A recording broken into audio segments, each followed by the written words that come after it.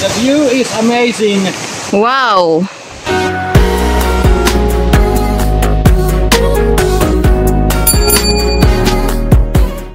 Hello everyone! Welcome back to my YouTube channel. For today's video, mag-hiking na naman kami dito sa Northern Savo. Ayan, si Mr. Dinala niya ako dito sa in the middle of nowhere na walang kabahay-bahay. Ay, meron doon. May isang bahay doon at saka doon. Hindi nga lang kita kasi maraming mga punong kahoy sa paligid. So, our trek start here in Kiparinqueros, Manlasco, Talvilla. Visit Rautavaara. In English, visit Rautavaara. So, ito. Meron din silang kayaking, nature, berry speaking, and anong tawag dito sa mga... So, ito yung road papunta doon sa taas. We will start here. Ayun yung isang bahay. And ang lawak ng parking area. Kung nakikita nyo, isang car lang dito. Wala lang ng ibang mga car. Honey, is that lake there or river? Lake? Malaking lake. Are you ready for Kiparinqueros? Yeah, I'm ready. How many kilometers, honey? 2.2 kilometers.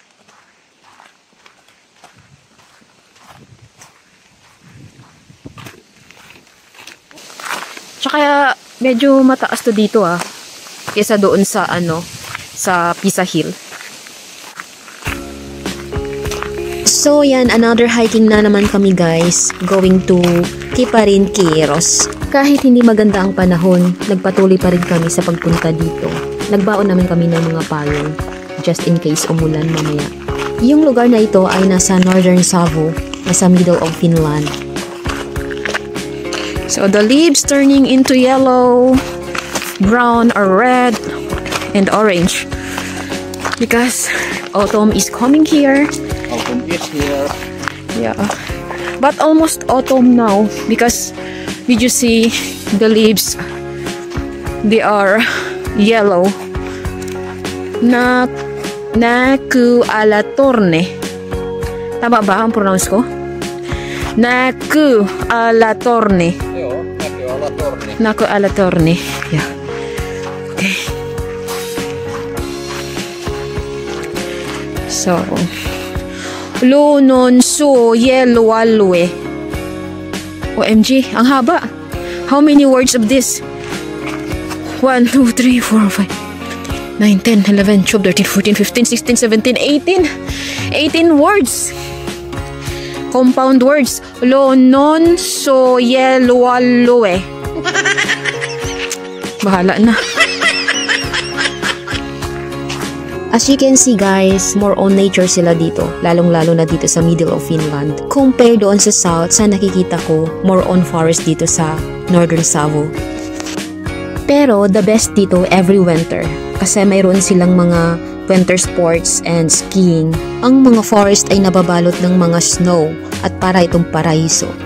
Ang puti-puti ng kapaligiran. At ang pinakamaganda dito ay madalas nagpapakita ang Northern Lights simula Setyembre. Tahimik dito at mapayapa ang kapaligiran. Perfect para doon sa gustong magpahinga at magbakasyon. At para din doon sa gustong tumakas mula sa maingay na syudad. Nandito ang mga Finnish traditional sauna na nagbibigay ng kakaibang karanasan sa gitna ng malamig na panahon. At tuwing winter, ang mga lawa at mga kagubatan ay nagiging mala fairy tale na tanawin kapag natatakpan ng mga niyebe. So yan, patuloy tayo sa paglalakbay.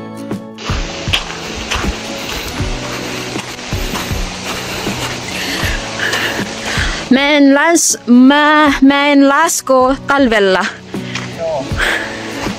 Skiing downhill. Oh, skiing downhill. In the winter, Yo. Every winter. So, meron silang bench dito sa gilid,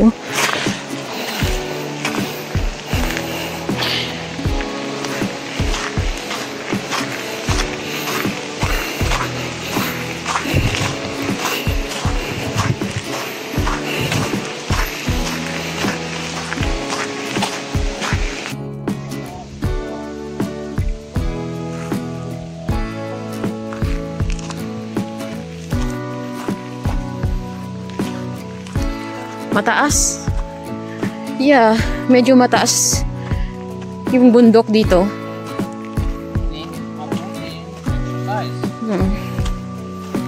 Well, not bad than in Philippines,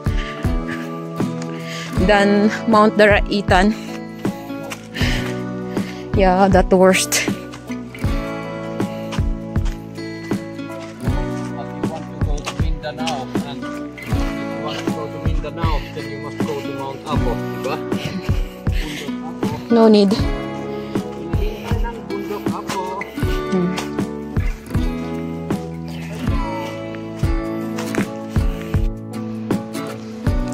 Finally here. Not yet. A little bit more.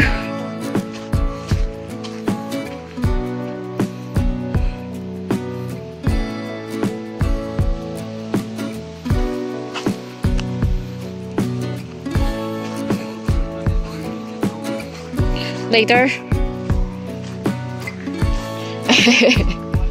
Later said alligators. Later when arrived there.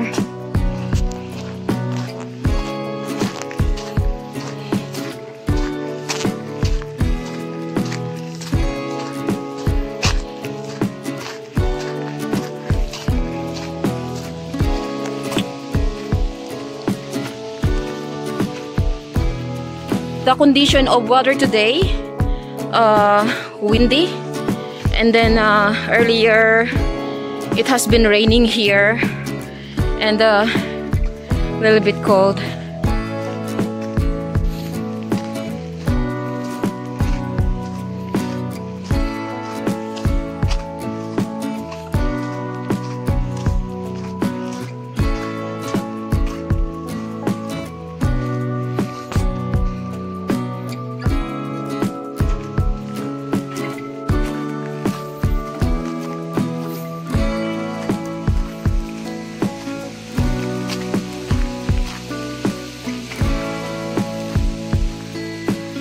Kiparenquieros, and this way Kiparenquieros.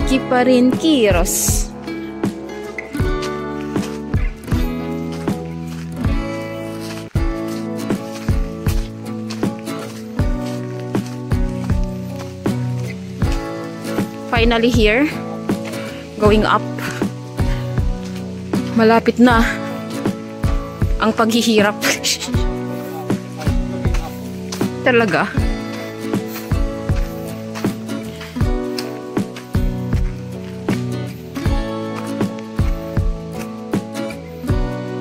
Ang bilis ah.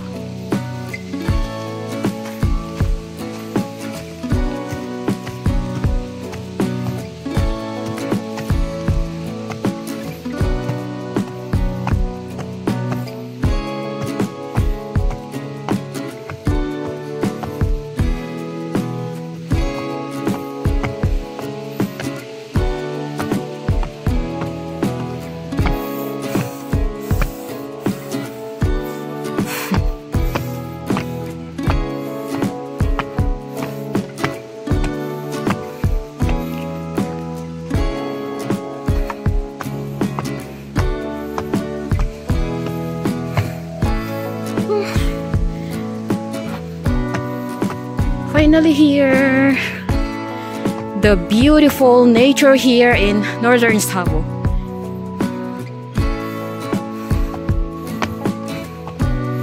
Yan. Yan, doon kami galing. Paakyat dito.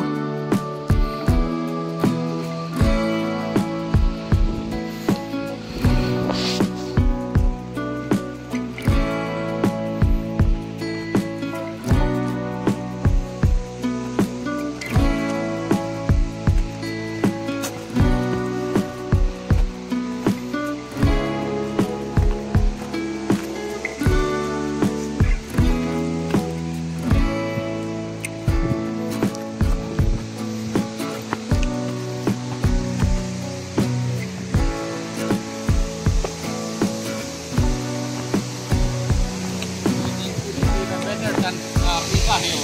Really? Yeah. Yo. Malakas ang hangin. Yeah. So, ayan. Anong tawag dyan? Naku Alatorne. Alatorne Sightseeing Tower. Tower, yo. Ang taas. The view is amazing. Wow.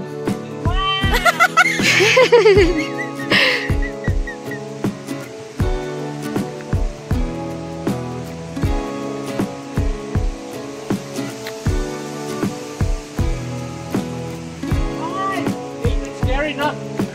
Oo. Kaya mo yan. Because windy. There's a strong wind here. I will fix my cap. Yeah. Ayun.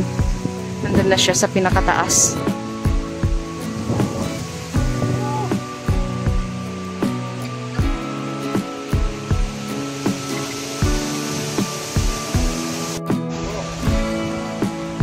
So, ayan, finally, meron silang public toilet dito. If gusto mong mag-CR.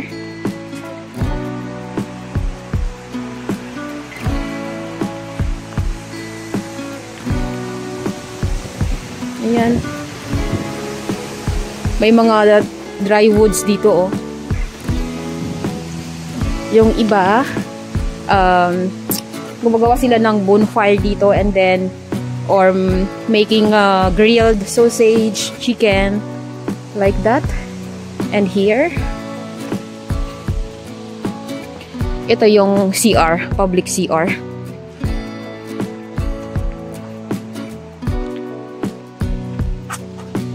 It's open. Yeah. O diba kahit dito sa public CR, meron silang meron silang tissue and ito, the swamps. Ito. And after mo mag-CR, nilalagay nila doon sa top ng yung pupo para hindi mangamoy.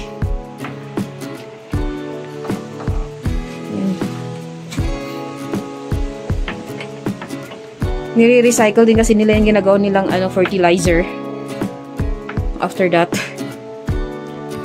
may konting langaw sa loob. Mamaya, hindi ko pa kailangan ng CR. Iikot tayo dito.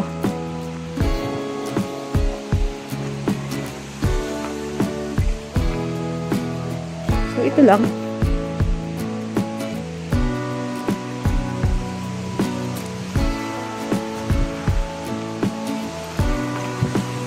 Magandang view. Beautiful here. Kiba pa ikatala. Rauhalista. Yeah, turista.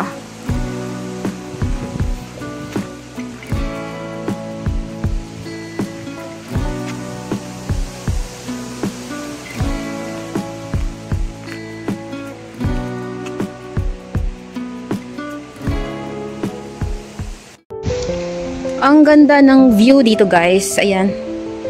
Ang view nila ay ang laki ng lake.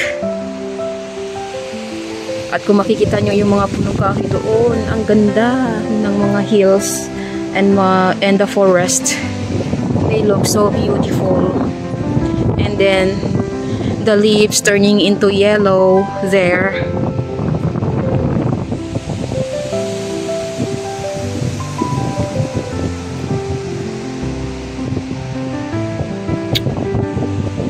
Oh, ayan, malapit na ako. Ayan, malapit na ako sa taas. Medyo takot ako sa heights eh. Umupo muna ako dito and nagpahinga. At saka kasi mahangin, windy. There's a strong winds here. Kaya medyo nakakatakot. Ang ganda ng view.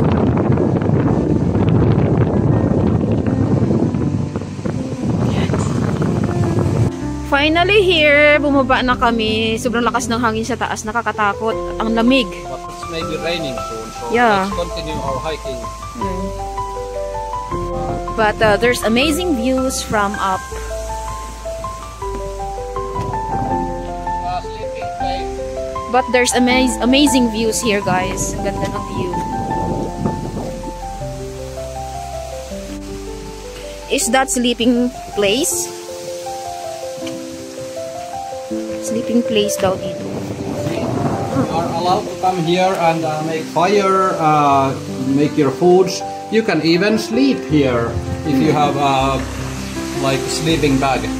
So if the weather is so bad, just make fire here to keep you warm. Yeah. Sleep here. Wow. This is called kota. Kota. Kota. Kota. Kota. Yo, kota. Kota means usually like a shelter with a fireplace. Yeah. Then you can grill your sausage here or Exactly. chicken. Yo, and here is firewoods here then. Yeah. May fireworks doon. Free fireworks. Firewoods.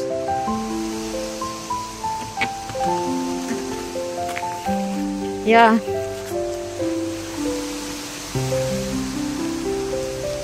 Yan yung sinabi ko kanina na firewoods. We are about in the halfway of our hiking. We continue just down this. It's this high bundok and then going down from here to the parking place back. Okay. Okay, going back to parking area. CR. Not now. I opened that already earlier and Maybe I will try if I can make Thai. okay. Take your time. Dito muna ako. Hindi maganda yung weather kasi maulan and malamig, may hangin. Ito kasing asawa ko, gusto niya pumunta ngayon dito kasi gusto niya na talaga na hindi masayang yung araw namin dito sa Savo kasi ilang araw lang naman kami dito siguro until Sunday. So, may work pa siya online. So, pagkatapos ng work niya, pumunta kami dito. Kaya, kahit hindi maganda yung weather, nagpumunta pa rin kami dito. Nag-decide pa rin kami na i-enjoy yung vacation namin dito sa Savo.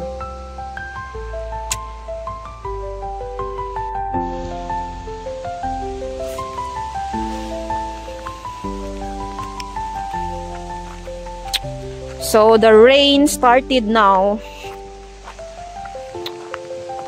Pero no need pa. Kaya siguro kami nagkakasakit, inuubo, and then konting sipon. And since yesterday, parang masakit yung lalamunan ko dahil sa lamig and hangin and the ulan.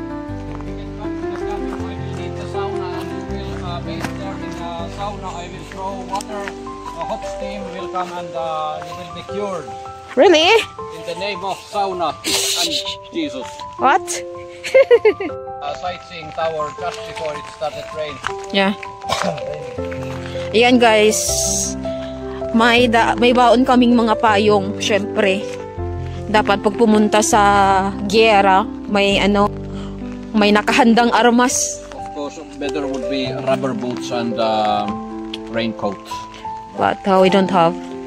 So, payong is enough for us. A pink payong. And he has color black payong. Ay! Para sa babae.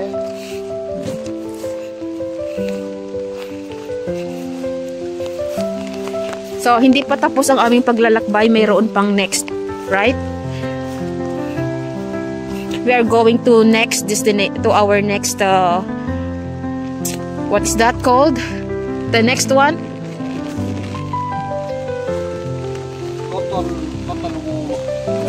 Cave. Oh, is that cave?